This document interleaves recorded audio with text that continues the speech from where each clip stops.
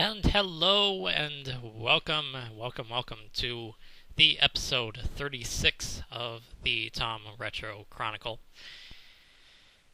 And I am taping this on a very lukewarm July day here in Fargo, North Dakota.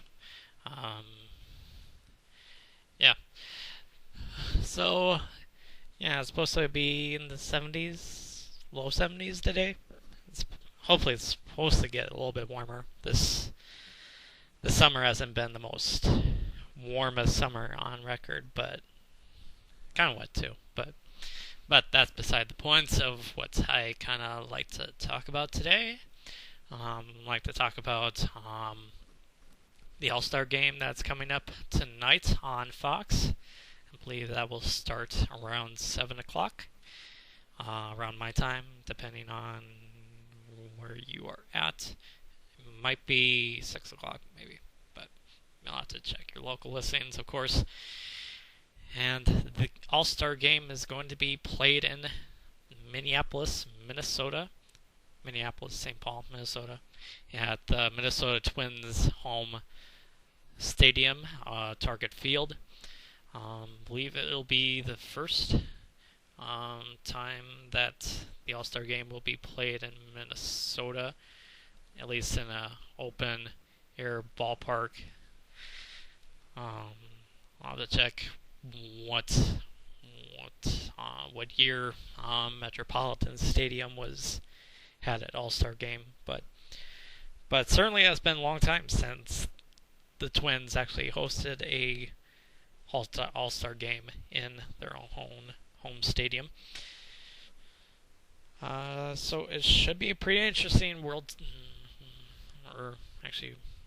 Midsummer Classic. Of course, pretty much everyone knows that the biggest headline is going to be the one and only Derek Jeter's last All-Star game. And certainly he's going to go out with a bang, I feel, in this one, I think. Some other things.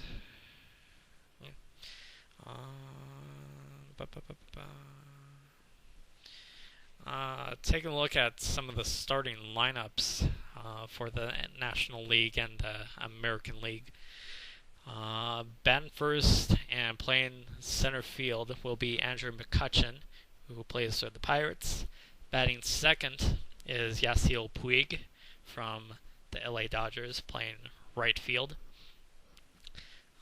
Troy Tulowitzki will be batting the number third spot from the Rockies.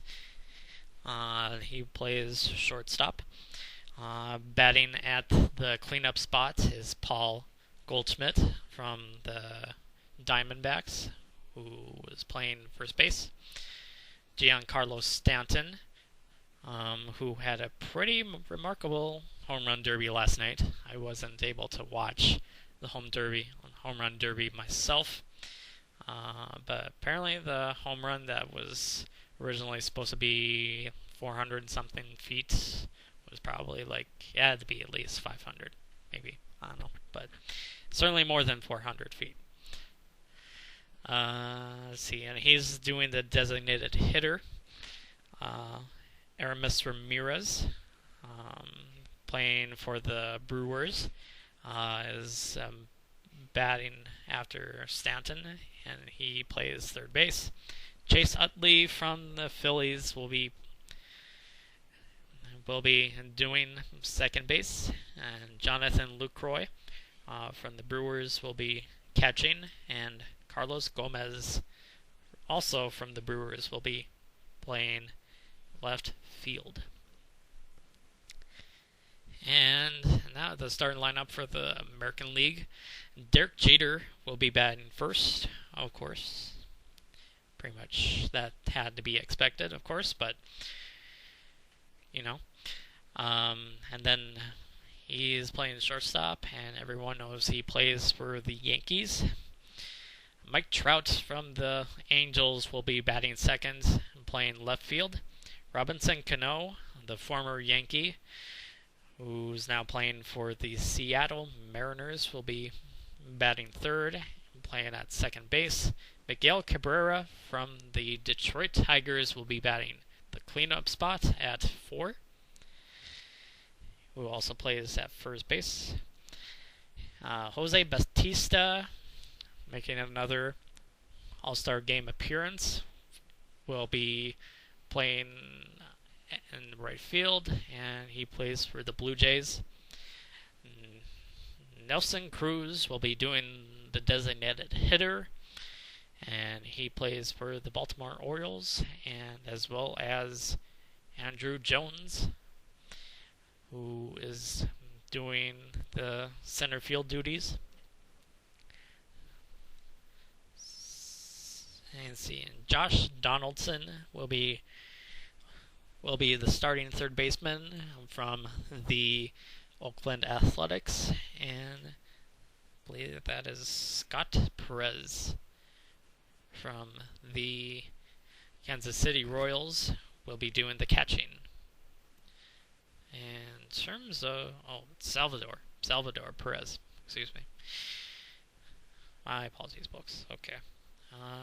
Let's see. So those are your starting lineups for the National League and the American League. And trying to see who is starting pitchers for.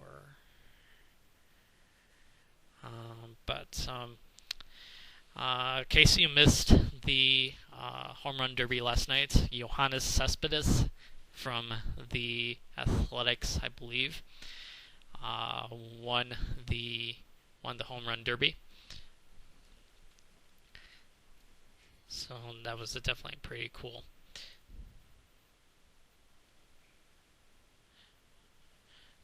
That was a pretty cool thing for him to receive from that. In terms of the curse, like the curse of the home run derby champion, like their home run numbers start to slip after a certain amount of time,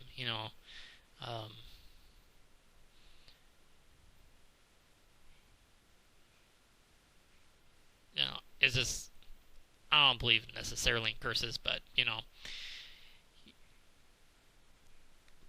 know. You never know. So, trying to see where did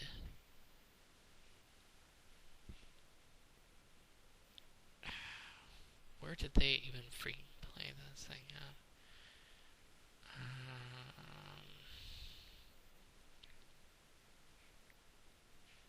Can't seem to find it anywhere. But trying to look for the year that the All-Star Game was played in Minnesota. I'm trying to remember.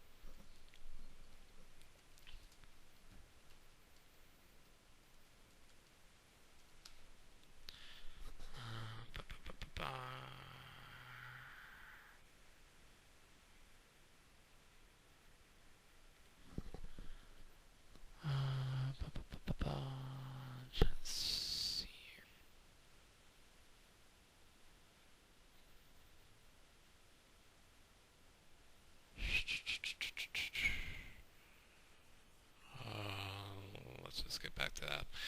I'll get back to that later, but yeah, certainly this is going to be Derek Jeter's last appearance in the All-Star Game, his 14th overall appearance. His first was back in 1998. And certainly once that time has passed, he has been pretty much accumulating awards, MVP awards, World Championships, pretty much all in the span of about 19 seasons. Pretty crazy. 14 All-Star games in 19 seasons. It's pretty remarkable. Pretty much his only time that he hasn't ever been to an All-Star game was pretty much early in his career, pretty much from 95 to 97, and then I don't think he was. I think he was on the list when he. I think he was named to the All-Star team in. I think he was there last year, if I remember right, because I think he had an injury, I believe. See, yep, he wasn't there. He wasn't there on 2003 and 2013. So pretty much either way, it's been pretty much a pretty remarkable career on a person that has pretty much meant a lot of things to the game of baseball. And I pretty much have the utmost respect for the guy. He played in an era pretty much when steroids was rampant, and there was so much controversy about pretty much the '94 strike, the steroids scandal, and then there was the whole A-Rod and Jeter feud that was going on. So it has been pretty much an interesting career for him. He has never done steroids as far as anyone has known him. He's never tested positive for them. He hasn't. I don't think he has really bulked up, like in terms of Barry Bonds. In terms of Barry Bonds bulking up, but it was a pretty good year, pretty good career, for him. As much as I am a Red Sox fan, I can't. If he's playing against us, pretty much, I'm sure that he should get struck out, go 0 for 4, make tons of errors at the shortstop position, but that doesn't necessarily mean I want to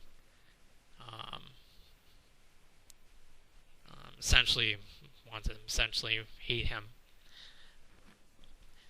On the field, I would probably, if he's playing us, then yeah, I should hopefully hope that he struggles for them, but pretty much out the field, he's pretty crazy.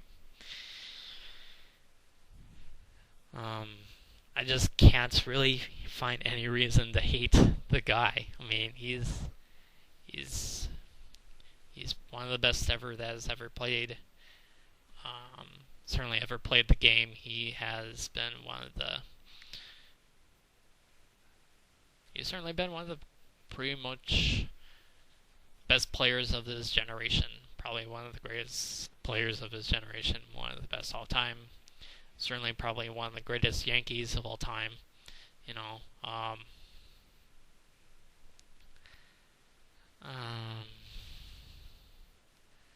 gracious, I'm trying to figure out where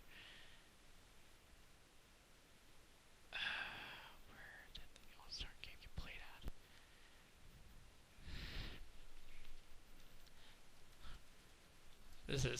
This is seriously killing me.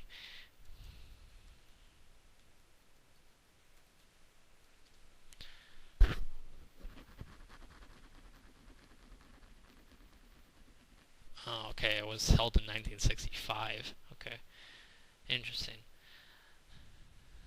Okay, so there was an All-Star game that was played at Metropolitan Stadium. Let's take a look at that. I'm trying to see if there are actually any pretty cool players that were actually played out there. Looks like Willie Mays was on that team. Certainly probably Harmon Killebrew was on there as well. Let's see here, what else was there? Certainly Armin Kilber was there. Sandy Koufax. Sandy Koufax. So definitely some of the top names of that. So some of the top moments of the All-Star game was there. I wonder if there was one at the Metrodome. Okay. Interesting. That 1985, the Metrodome hosted a All-Star game as well, and they're pretty cool. Pretty cool stuff. So yeah. So now you know. Okay. So also another thing kind of want to talk about is the NBA free agent buzz. Pretty much everyone knows that LeBron James went to the Cleveland Cavaliers to return home. His contract was a 2-year, $42.1 million contract, I believe. So, pretty cool to see LeBron return to Cleveland. His not necessarily his home city, but his home state, his hometown team, the Cavaliers. Trying to make a shot of redemption, try to bring a title back to Cleveland. Its first title ever, but yeah, pretty cool stuff to see. Pretty cool to see LeBron try to win back the fans of Cleveland. Certainly had to be pretty much one of the coolest days to ever. If you probably lived in Cleveland, right, pretty much on Friday, it had to be one of the most coolest days of your life just to see one of your top players return to your team and try to help you win a championship.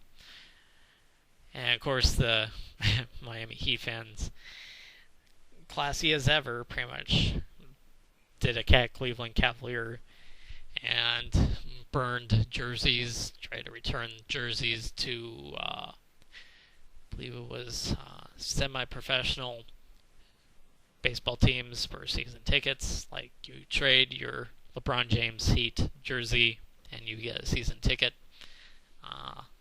So then I believe there was a fan that defaced a mural featuring Dwayne Wade, LeBron James, Chris Bosh, Eric Spoelstra, I believe. Pretty cool stuff there. So yeah, could be a very interesting NBA season this fall, when the NBA returns. So yeah, I was right. I had a hunch that LeBron would return back to Cleveland, and so I was right. I was right for once. So, yeah. Let's see, what else was there? Pau Gasol goes to the Bulls. A very interesting spot for him to go to. Certainly that Bulls team is hoping that Derrick Rose returns for a full season, something that he hasn't done since I believe it was 2011, 2012, something like that. No, wait, it was 2010, 2011. If you include regular season and playoffs, like in its entirety, pretty much that was his last season, I believe. Hopefully he returns. I actually like Derrick Rose quite a bit as a player. Cool guy too. So Pau Gasol goes to the Bulls. Luol Deng goes to the Heat. Very interesting move there. Certainly the Heat are still a pretty good team. Even without LeBron, of course, they're still a pretty good team. Chris Chris Bosh, excuse me, uh, will return to them, re-signed with them, so he's still there. Then there's the Dwayne Wade thing going on, whether or not he will return to the Heat or go somewhere else. Trying to think if there's anything else. Jeremy Lin is going to go to the Lakers. Not a great move for the Lakers there. Lakers need a bit more help other than the point guard position. They need forwards, big men as well. So it certainly has been a very interesting NBA free agent season right now. Then pretty much soccer is going to return for, well, World Cup. I mean, the World Cup is pretty much over and done with for at least another 4 years. But European friendlies are going to be happening fairly soon, sometime next week. Could be very interesting friendlies. And then another thing I want to talk about is the Luis Suarez getting transferred to Barcelona.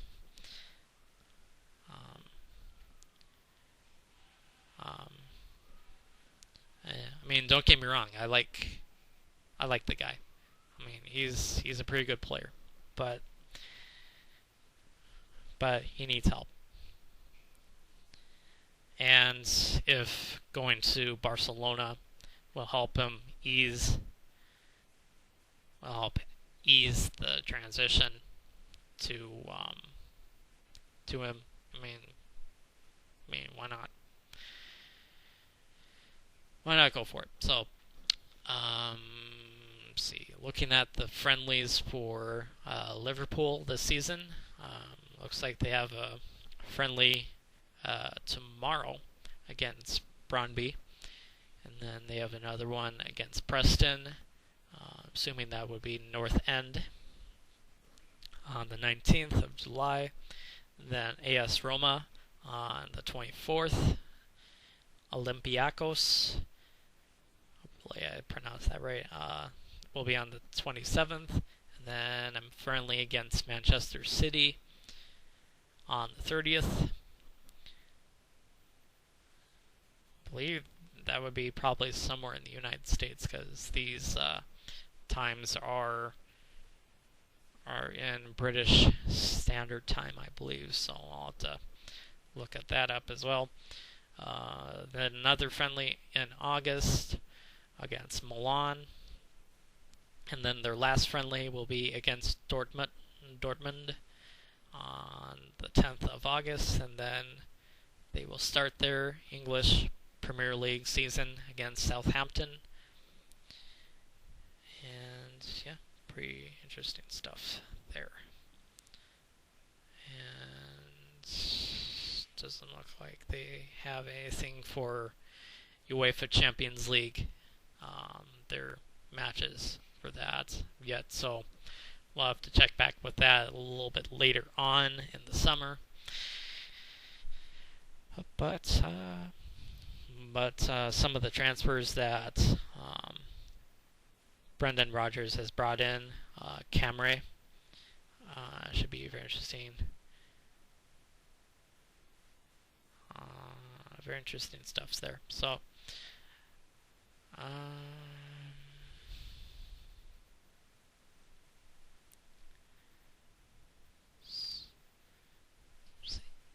trying to remember what some of the other transfers that he had there. I believe he had Camry. They brought in Camry.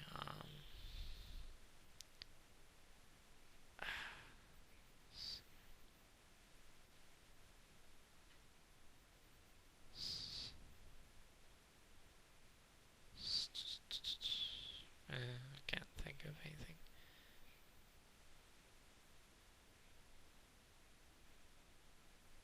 Maybe it was Lambert,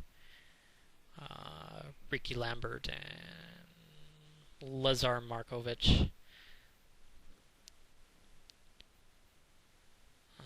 So very cool. Very cool stuff there. Trying to see what else they have here. No, I guess not. Okay. In terms of this episode, I am going to be calling it good to go. Probably I'm not going to be doing another episode until about the beginning of August.